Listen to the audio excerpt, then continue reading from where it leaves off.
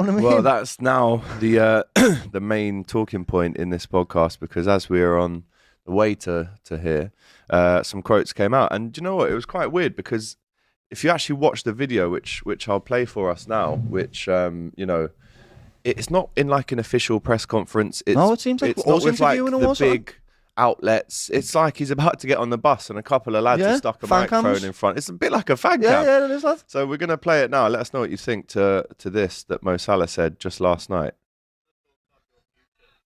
What's the latest you can? Well, we almost in December. I haven't received any offer yet in the club, so probably I'm more out than him. Would you like to say what? You know, I've been in the club for many years. No club like this, but in the end, it's not in my hands. So, as I said before, it's December, so I haven't received anything yet about my future. So, Feels like the fans would love you to stay, though, given the reaction today. I love the fans. The fans love me, but in the end, it's not in my hand; it's in the fans' hands. So, yeah, let's wait and see. How do you feel about the fact there hasn't been an offer then? Of course, yeah. And what? Have you spoken about why there hasn't been an offer? Well, I'm not gonna go and say I'm not gonna retire soon. So I'm just playing I'm focusing the season, and yeah, I'm trying to win the Premier League or hopefully the Champions League as well. But yeah, it's a disappointed. He's putting the club on smoke there. That's what he's doing there, lad. He's like, he wants to sign for Liverpool. He's desperate to stay. He wants to stay there. He's happy. We want him.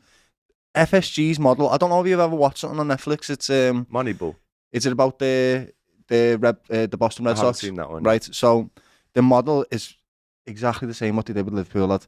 They buy fringe players that have really been overlooked by other teams, and they give them an opportunity to shine, and that's what they've done with Mo Salah and Mane and Virgil, right? Players that we knew had potential but haven't really hit the heights that they have, and they have at Liverpool.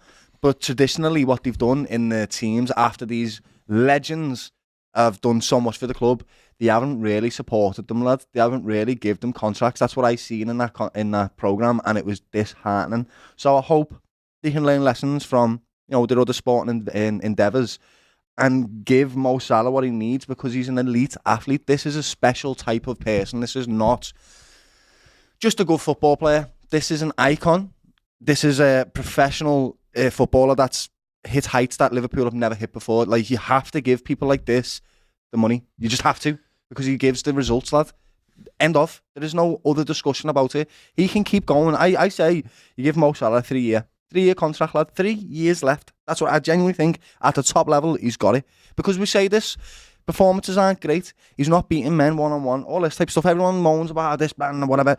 He's the top goal scorer in the Premier League. He's got the most assists, lad. He's an incredible footballer. No, you have to do everything to keep him. Matt Ladson, who's at This Is Anfield, says, seems a lot of people really don't understand the difference between talks taking place and those talks reaching a point where an offer is made. So, yes, he's saying he hasn't had an offer yet.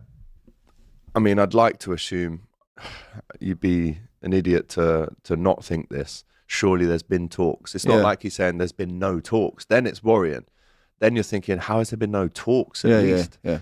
Talks are happening, but the offer hasn't come through yet because they're still agreeing and ironing out a certain few bits. I think he stays. So do I. I'm not worried at all that he goes. Neither am I. But the question is, at what point do you actually go, right, well, there is the offer? Because what he's doing at the minute is using almost every opportunity he can, interview-wise, to drop a little friendly fire, let's call it, at the club, saying I want to which stay. says, come on. And how rare is it in this day and age that you get a player, a world-class player of his quality, potentially the best player in the world, desperate to stay? Yep. These players with this... And showing it on the pitch, by the way, not just talking it, lad. Like, truly leading on the football pitch, lad, and it has done for the last 6-7 years, brother. There's no doubt in my mind, if me and you, two people that just watch football, lad, and we have play amateur football, whatever, if we can see that Mo Salah needs a contract, then FSG will already be on the case, lad. I'm pretty sure of it. They're not. But why are we forcing him to almost express his frustrations? I like it in-house. I don't, you know, it's arguably the biggest week of our season right now, right? And we're almost, we're feeling a bit cheated as fans, because we're like, we're doing our bit by supporting them. The players are doing their bit by winning the games. The manager's doing his bit.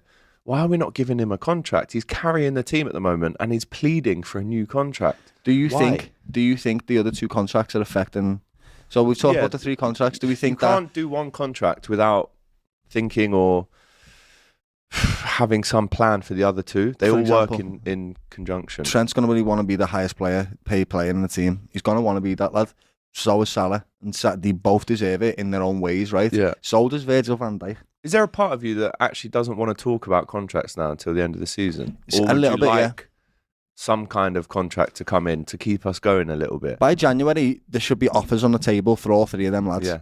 There has to be, Is that because the they have to deadline for think you? about their futures, right? If At the they, end if of you, the transfer window. yeah, brother, if you haven't thought about their future, right, then they've got to think about it for themselves. And there's going to be a massive amount of teams that will very gladly take Virgil van Dijk, Mo Salah and Trent off our hands if we don't want to give them any money, lad. It's the 3 of the best players in their positions in the world.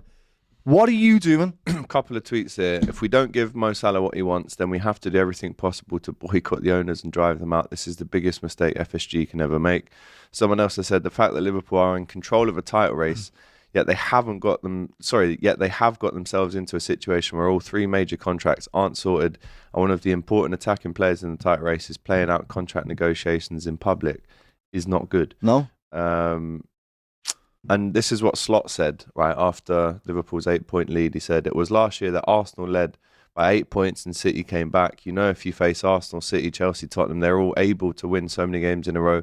So it's nice to have this position, but we're definitely not getting carried away.